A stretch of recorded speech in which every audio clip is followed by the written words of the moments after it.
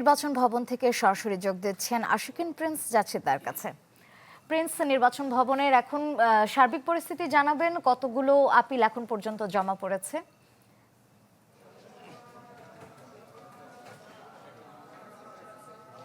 শ্রেয়া, সকাল 10টা থেকে আপিল আবেদন গ্রহণ শুরু হয়েছে। আজকে চলবে বিকেল 5টা পর্যন্ত। ঠিক এভাবে 9 জানুয়ারি পর্যন্ত আপিল আবেদনটি গ্রহণ করা হবে। এখন পর্যন্ত আমরা যতটুকু তথ্য পাচ্ছি যে মাত্র 9টি আপিল এখানে দায়ের করা হয়েছে। বেশিরভাগ এখন পর্যন্ত যে 9টি আপিল দায়ের করা হয়েছে সেগুলো হচ্ছে বাতিলের বিরুদ্ধে সংক্ষুব্ধ হয়ে প্রার্থী আপিল আবেদন করেছেন। তো যারা আপিল আবেদন করেছেন তারা বলার চেষ্টা করছেন যে ঠুনকো কিছু কারণ দেখিয়ে রিটার্নিং কর্মকর্তা তাদের মনোনয়নপত্র বাতিল করে দিয়েছেন।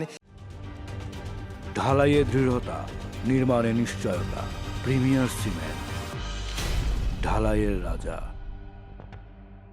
একই সাথে প্রার্থীরা বলার চেষ্টা করছেন যে নির্বাচনের যে পরিবেশ, সেই পরিবেশটি এখনো পর্যন্ত লেভেল প্লেয়িং ফিল্ড বা সবার জন্য সমান হয়নি বলে তারা কিন্তু দাবি করছেন।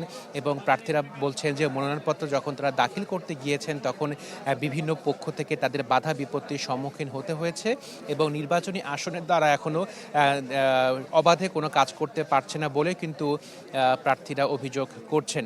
যদিও প্রধান নির্বাচন কমিশনার তিনি দাবি করেছেন যে নির্বাচনের পরিবেশ ভালো এবং আগামী ত্রয়োদশ জাতীয় সংসদ নির্বাচন যেটি 12 তারিখে হবে সেটি সুষ্ঠু এবং অবাধ হবে এবং সবার সহযোগিতায় সেটি সুষ্ঠু এবং অবাধ হবে বলে প্রধান নির্বাচন কমিশনার জানিয়েছেন। তো আপনাকে জানিয়ে রাখি যে এই যে আপিল আবেদন করা হচ্ছে, আপিল আবেদনগুলো নিষ্পত্তি করা হবে 10 জানুয়ারি থেকে 18 জানুয়ারি পর্যন্ত। তো শ্রেয়া, এই ছিল সর্বশেষ তথ্য। ধন্যবাদ প্রিন্স।